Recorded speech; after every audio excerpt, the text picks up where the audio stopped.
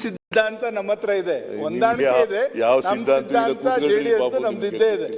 ನಾನು ಪಕ್ಷ ಜನತಾ ಜೆಡಿಎಸ್ ಪಕ್ಷ ಕಟ್ಟಿದವನು, ನಾನು ಚೇರ್ಮನ್ ಆದವನು, ನಾನೇ ಇಲ್ಲಿ ನೀವು ಆ ಪಕ್ಷ ಎಕ್ಸ್ಪೆಲ್ ಮಾಡಿದ್ರು ಅಂತ ಬಂದ್ಬಿಟ್ಟು ಇಲ್ಲಿ ಕಾಂಗ್ರೆಸ್ ಸೇರ್ಕೊಂಡಿದ್ದೀನಿ. ನೀವು ಇಲ್ಲಿ ನೀವು ನೋಡಿ ಯಾಕೆ ನಿಮ್ಗೆ ಹೇಳ್ತಾ ಇದ್ದೀನಿ ಅಂತಂದ್ರೆ, ನಾನು ಅಧ್ಯಕ್ಷನಾಗಿರುವಾಗ 59 ಸ್ಥಾನ ಗೆಲ್ತು JDS. ಅದಾದ್ಮೇಲೆ ಈಗ ಎಷ್ಟಿದ್ದೀರಿ? 18ಗೆ ಬಂದಿದ್ದೀರಿ. ಮುಂದಿನ ಸಾರಿ 2-3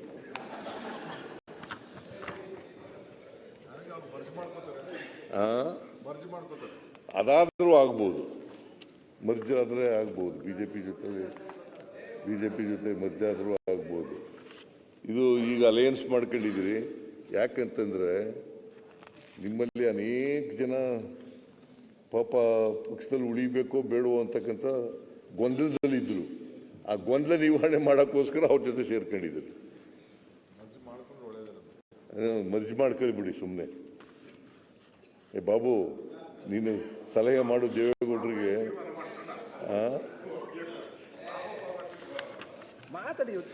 ಲೀಡರ್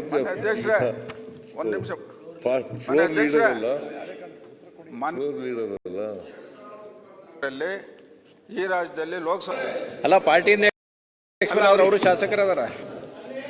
ಮಂತ್ರಿಗಳ ನಿಮ್ಮನ್ನು ದೇವೇಗೌಡರು ಎಕ್ಸ್ಪೆಲ್ ಮಾಡಿದ್ರಲ್ಲ, ನಮ್ಮನ್ನು ಎಕ್ಸ್ಪೆಲ್ ಮಾಡಿದ್ರು ಸರ್ ದೇವೇಗೌಡರು.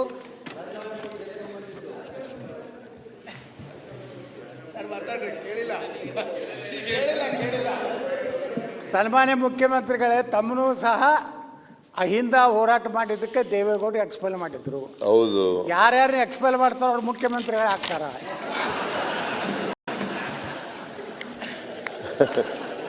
ಈಗ ನೀವು ಮುಖ್ಯಮಂತ್ರಿ ಆದ್ರೆ ಬಹಳ ಸಂತೋಷ. ಯಾವ ಪಾರ್ಟಿಯಿಂದ ಆಗದು? ನೀವು ಯಾವ ಪಾರ್ಟಿಯಿಂದ ಆಗದು? ಬಿಜೆಪಿಯಿಂದ ಎಕ್ಸ್ಪೆಲ್ ಮಾಡ್ಬಿಟ್ಟಿದ್ದಾರೆ. ನೀವು ಒಂದು ಹೊಸ ಪಕ್ಷ ಮಾಡಿ ಚೀಫ್ ಮಿನಿಸ್ಟರ್ ಆಗ್ಬೇಕಾದ್ರೆ ನಾನ್ ಅಡ್ಜಸ್ಟ್ಮೆಂಟ್ ಪೊಲಿಟಿಕಲ್ ಪಾರ್ಟಿ. ಈಗ ಯತ್ನಾಳ್ ಅವ್ರೆ ಒಂದು ಹೊಸ ಪಕ್ಷ ಮಾಡ್ಲಿ ಪಾಪ. ಮುಖ್ಯಮಂತ್ರಿಗಳೇ, ಸನ್ಮಾನ್ಯ ಅಧ್ಯಕ್ಷರೇ, ಪಕ್ಷದ ಹೆಸರು ಹೇಳಿ. ನಾವು ನಾನ್ ಅಡ್ಜಸ್ಟ್ಮೆಂಟ್ ಪೊಲಿಟಿಕಲ್ ಪಾರ್ಟಿ ಮಾಡಕತ್ತೀವಿ. ನಮ್ಮ ಪಾರ್ಟಿದಿಂದ ಏನಾರ ಈ ಬಿಜೆಪಿಗೆ ನುಕ್ಸಾನ ಆಗಬಾರ್ದತ್ ಅಂಜಲಕತ್ತೀವಿ ಅಂತ ಹೇಳಿಬಿಟ್ಟಿರಿ. ನಾನು ಮುಖ್ಯಮಂತ್ರಿ ಆಗಲ್ಲ, ನೆಕ್ಸ್ಟ್ ಮುಖ್ಯಮಂತ್ರಿ ಆಗಲ್ಲ. ನೀವು ಆಗ್ಬೇಕಂತೀರಲ್ಲ, ಅದಕ್ಕೋಸ್ಕರ ಹೊಸ ಪಾರ್ಟಿ ಮಾಡಿ. ಅದೇ ಸರ್, ಈಗ ನೀವು ಮುಖ್ಯಮಂತ್ರಿ ಆಗುದಿಲ್ಲ ಅಂದ್ರೆ ನಿಮ್ಮ ಏನು ಓಟ್ ಅದೋ ಎಲ್ಲ ನಮ್ಮ ಕಡೆ ಬರ್ತಾವ, ನಾವು ಮುಖ್ಯಮಂತ್ರಿ ಆಗ್ತೀವಿ.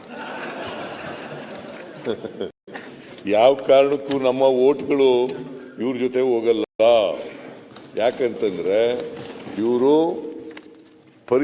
ಪರಿಶಿಷ್ಟ ಜಾತಿ ವಿರೋಧಿಗಳು, ಹಿಂದುಳಿದ ಜಾತಿಗಳ ವಿರೋಧಿಗಳು, ಅಲ್ಪಸಂಖ್ಯಾತರ ವಿರೋಧಿಗಳು. ಆದ್ರಿಂದ ಇವರು ಯಾವ ಕಾರಣಕ್ಕೂ ನಮ್ಮ ಓಟ್ಗಳೆಲ್ಲ ಇವ್ರ ಜೊತೆ ಹೋಗಲ್ಲ. ಬಡವರ ವಿರೋಧಿ. ಕೂತ್ಕೊಳ್ಳಪ್ಪ, ಅವ್ರ ಜೊತೆ ಮಾತಾಡ್ತಾರೆ. ಸನ್ಮಾನ್ಯ ಅಧ್ಯಕ್ಷರೇ, ಈಗ ನಾವು ನಿಮ್ಮ ಅತ್ಯಂತ ಪ್ರೀತಿಯ ಶಿಷ್ಯ ರಾಜಣ್ಣವ್ರು ಕೂಡ ಪಾರ್ಟಿ ಮಾಡ್ತೀವಿ. ಅದ್ರ ಜೊತೆಗೆ ನಾವು ಬರೇ ದೇಶದ್ರೋಹಿಗಳ ವಿರೋಧಿಗಳು, ನಾವು ಪರಿಶಿಷ್ಟ ಜಾತಿಯ ವಿರೋಧಿಗಳಲ್ಲ. ನಮ್ಮ ದೇಶದ ಎಲ್ಲ ಜನಾಂಗ ಬಹಿರಂಗವಾಗಿ ಟೋಪಿ ಹಾಕಿರೋರು ಓಟ್ ಬೇಡ ಅಂತ ಹೇಳೋರು ಯಾರು? ಓಟ್ ಬೇಡ ಅಂತ ಹೇಳೋದು ನಾನೇ ಬಿಡ್ರಿ. ಅದ್ರಾಗೆ ಇವರು ಅವ್ರು ಓಟ್ ಬೇಡ ಅಂತ ಹೇಳೋದು ನಾನೇ. ಏನು ಅದಕ್ಕೇನು ಭಯ ಇಲ್ಲ, ಅಂಜಿಕಿಲ್ಲ, ಏನು ಯಾರ್ದು ಬಿಡೇ ಇಲ್ಲ. ಆಯ್ತು ಸಬ್ಜೆಕ್ಟ್. ಅದಕ್ಕೆ ನೀವು ಯಾವ ಕಾರಣಕ್ಕೂ ಮುಖ್ಯಮಂತ್ರಿ ಆಗಲ್ಲ, ಅಧಿಕಾರಕ್ಕೆ ಬರೋದೂ ಇಲ್ಲ. ನೆಕ್ಸ್ಟ್ ಎಲೆಕ್ಷನ್ ನಲ್ಲಿ ನೀವು ಪೂರ್ಣವಾಗಿ ಸೋಲ್ತೀರಿ. ನೀವು ಸೋಲ್ತಿರೋ ನಾವು ಸೋಲ್ತೀವೋ, ನಾವು 130 ಬಂದು ನಿಮ್ಮ ಜಾಗದಾಗ ನಾವೇ ಬಂದ್ಕೊಂಡಿರ್ತೀವಿ. ಬಹಳ ಸಂತೋಷ, ಬಹಳ ಸಂತೋಷ. 2028ರಲ್ಲಿ ಯಾವ ಪಾರ್ಟಿಯವರು ಹೇಳಿ? 2028ರಲ್ಲಿ ನಮ್ಮ ಪಕ್ಷನೇ, ಕಾಂಗ್ರೆಸ್ ಪಕ್ಷನೇ ಮತ್ತೆ ಅಧಿಕಾರಕ್ಕೆ ಬರುತ್ತದೆ.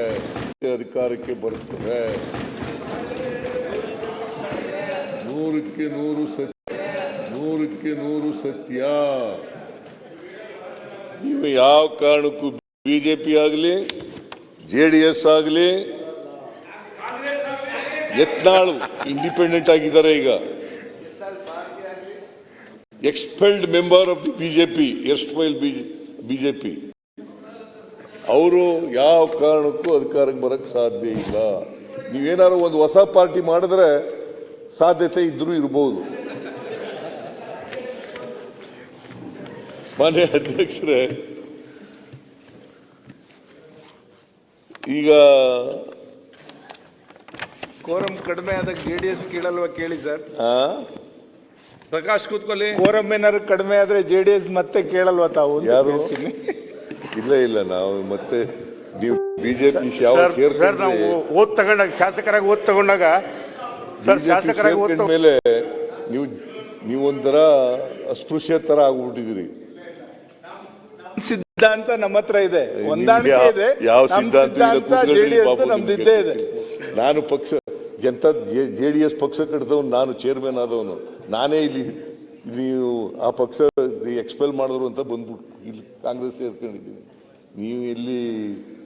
ನೀವು ನೋಡಿ ಯಾಕೆ ನಿಮ್ಗೆ ಹೇಳ್ತಾ ಇದ್ದೀನಿ ಅಂತಂದ್ರೆ, ನಾನು ಅಧ್ಯಕ್ಷನಾಗಿರುವಾಗ 59 ಸ್ಥಾನ ಗೆಲ್ತು JDS. ಅದಾದ್ಮೇಲೆ ಈಗ ಎಷ್ಟಿದ್ದೀರಿ? 18ಗೆ ಬಂದಿದ್ದೀರಿ. ಮುಂದಿನ ಸಾರಿ 2-3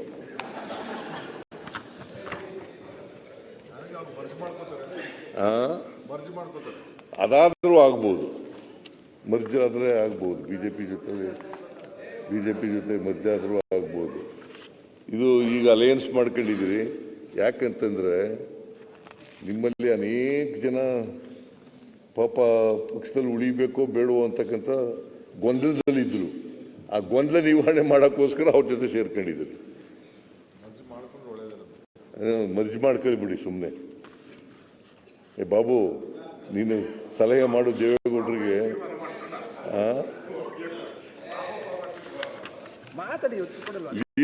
ಅಧ್ಯಕ್ಷರೇ ಒಂದ್ ನಿಮಿಷ.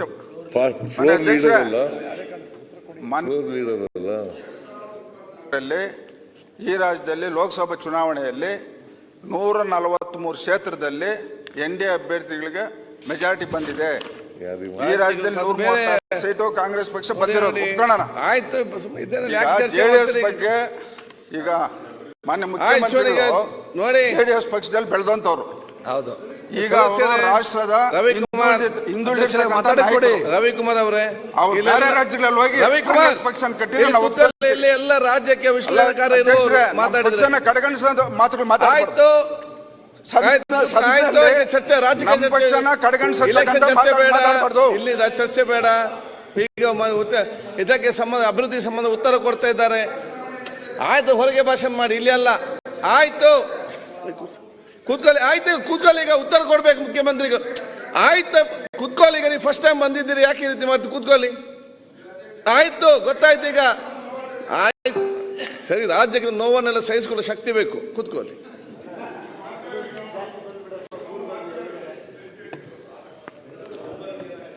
ಅಧ್ಯಕ್ಷರೇ, ಈಗ ಅಭಿವೃದ್ಧಿ ಬಗ್ಗೆ ಚರ್ಚೆ ನಡೀತಾ ಇದೆ. ಬೇಡ, ಈಗ ಸಿದ್ದರಾಮಣ್ಣವರು ಅದು ತಿರುಗಿ ಸುತ್ತಿಸ್ತಾವ್ರು ಊರೆಲ್ಲ.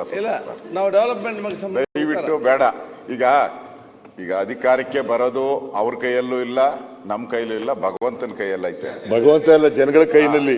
ಆ ಭಗವಂತ ಈ ರಾಜ್ಯದ ಜನ, ಭಗವಂತ ಈ ರಾಜ್ಯದ ಜನತಾ ಜನಾರ್ದನ. ಇದೇ ಸಿದ್ದರಾಮಯ್ಯನವರು 2017 ಇರೋದು. ಮುಂದಿನ ಸರಿನೂ ಕಾಂಗ್ರೆಸ್ಸೇ ಬರೋದು. ಕಾಂಗ್ರೆಸ್ಸೇ ಅಂದ್ರು, ಬರಲೇ ಇಲ್ಲ. ಅದಕ್ಕೆ ಕಳೆದ 30 ವರ್ಷದ ಇತಿಹಾಸ ನೋಡಿ, ರಿಪೀಟೇ ಆಗಿಲ್ಲ. ಯಾರು ರಿಪೀಟ್ ಆಗಿಲ್ಲ. ಅದರಿಂದ ಯಾರು ಪರ್ಮನೆಂಟ್ ಅಲ್ಲ. ಅವತ್ತಿನ ಸನ್ನಿವೇಶ